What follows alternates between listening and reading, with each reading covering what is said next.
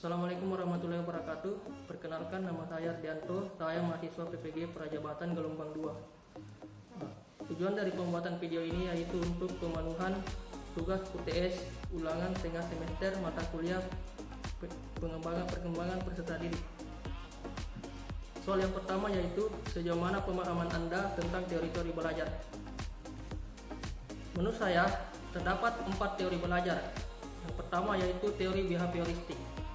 Teori belajar ini beranggapan bahwa belajar adalah interaksi antara stimulus dan respon yang menyebabkan perubahan perilaku terhadap peserta didik. Selanjutnya yaitu teori belajar kognitif.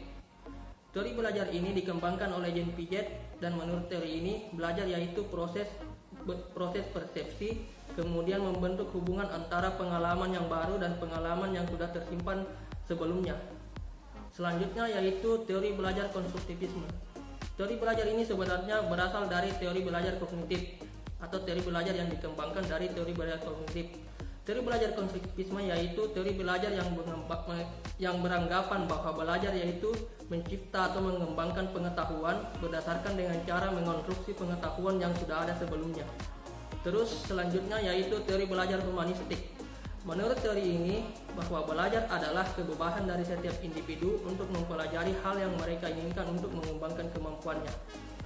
Soal selanjutnya yaitu, menurut Anda, apakah motivasi belajar itu dan seberapa penting? Menurut saya, motivasi belajar adalah dorongan dari dalam diri seseorang untuk terus bergerak atau memberikan semangat dan antusias dalam belajar. Dan motivasi dapat terjadi baik secara internal atau berasal dari diri sendiri maupun secara eksternal atau pengaruh dari luar. Contohnya pengaruh dari lingkungan seperti gurunya yang hebat dalam memberikan materi, atau karena teman-temannya yang menyenangkan, atau karena ruang kelas yang menyenangkan. Dan motivasi belajar ini sangat penting menurut saya karena tanpa adanya motivasi belajar, peserta didik akan menjadi tidak antusias dan tidak semangat dalam belajar, yang berefek pada anak tersebut tidak akan serius dalam belajar. Sehingga untuk ketercapaian dari tujuan pembelajaran tersebut tidak tercapai karena murid tersebut tidak antusias atau tidak termotivasi dalam belajar. Dan dengan adanya motivasi belajar yang kuat, peserta didik akan semangat belajar dan bahkan pelajaran yang sulit pun dapat dipelajari dan memberikan hasil yang lebih optimal. Selanjutnya yaitu apa yang Anda pahami tentang kesiapan belajar dengan pola pikir growth mindset. Kesiapan belajar dengan pola pikir growth mindset adalah kesiapan belajar yang pantang menyerah dan memiliki semangat dalam mengembangkan kompetensinya. Di mana ketika kita memiliki pemikiran tersebut, kita tidak akan takut dalam menghadapi kegagalan dan melakukan atau mengembangkan potensi yang kita miliki dan menganggap bahwa bakat atau kompetensi yang kita miliki saat ini adalah bekal untuk menjadi lebih baik lagi, sehingga orang dengan pemikiran ini akan terus berusaha untuk mengembangkan kompetensi atau bakat yang dia miliki dan tidak akan bersifat stagnan terhadap apa yang telah dia peroleh. Selanjutnya yaitu apa yang Anda pahami tentang perkembangan peserta didik dalam cakupan aspek fisik, kognitif, bahasa, dan sosial emosional. Menurut saya, perkembangan peserta didik dalam cakupan aspek fisik terbagi 3, yaitu perkembangan fisik anak-anak, perkembangan fisik remaja, dan perkembangan fisik dewasa. Sedangkan pada perkembangan kognitif terbagi 4 tahap, yaitu tahap sensori motorik, tahap praoperasional, tahap operasional konkret, dan tahap operasional formal. Sedangkan pada perkembangan bahasa itu dimulai sejak anak tersebut lahir dengan mendengarkan bahasa orang-orang yang ada di sekitar mereka. Dan dari mendengarkan tersebut, kemudian anak tersebut biasanya kemudian akan mulai mengucapkan bunyi, yang kemudian dari bunyi tersebut pada usia-usia tertentu sudah mengucapkan satu kata. Dalam hal ini, bahasa yang mereka peroleh akan terus berkembang berdasarkan lingkungan yang mempengaruhi anak tersebut. Bahasa sebenarnya memiliki peranan yang sangat penting dalam perkembangan peserta didik menurut saya, karena dengan bahasa dapat terjalin komunikasi untuk mendapatkan informasi baik secara membaca, berbicara, ataupun menulis. Dengan kata lain, terjadi transfer informasi melalui bahasa.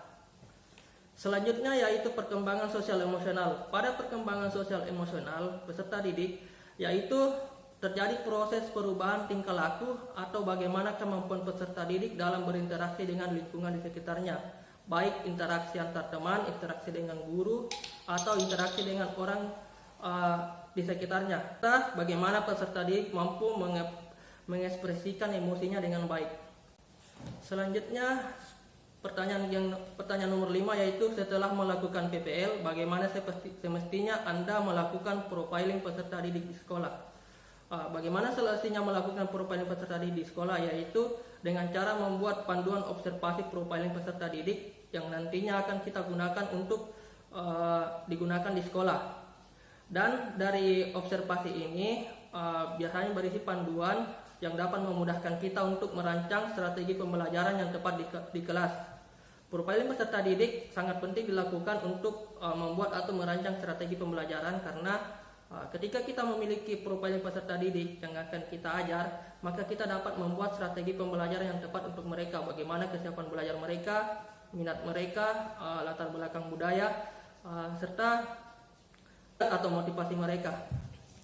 Selanjutnya, studi kasus.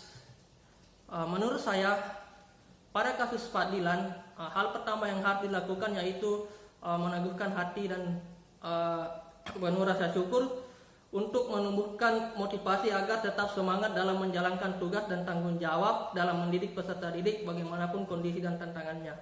Selanjutnya, Pak Dilan dapat melakukan profiling peserta didik untuk menemukan bagaimana cara atau strategi yang tepat untuk mengajari peserta didiknya, seperti kesiapan belajar peserta didik, pemahaman peserta didik, gaya belajar yang tepat, kondisi sosial emosional peserta didik. Dan dari hasil observasi profiling peserta didik yang dilakukan Pak Dilan tersebut, Pak Dilan dapat melakukan pendekatan kepada peserta didiknya melalui pemahaman budaya serta sosial emosional dari peserta didiknya untuk mendapatkan perhatian serta menjadi dekat dengan peserta didiknya, sehingga peserta didik tersebut termotivasi untuk belajar dan meningkatkan pemahamannya serta lebih menghormati Pak Dilan.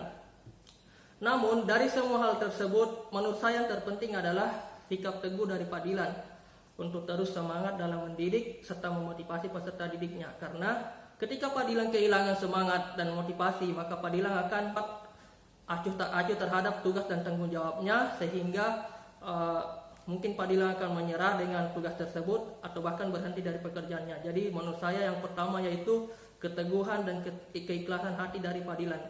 Baiklah, itulah tadi pemaparan video saya terkait dengan pemenuhan tugas UTS